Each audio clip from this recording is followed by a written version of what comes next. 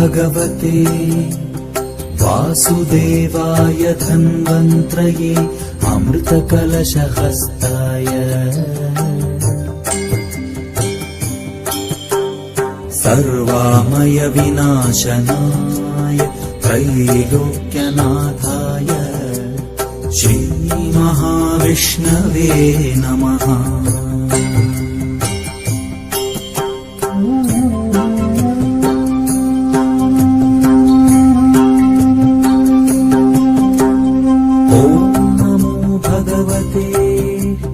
वासुदेवाय धन्वन्त्रये अमृतकलशहस्ताय सर्वामय विनाशनाय त्रैलोक्यनाथाय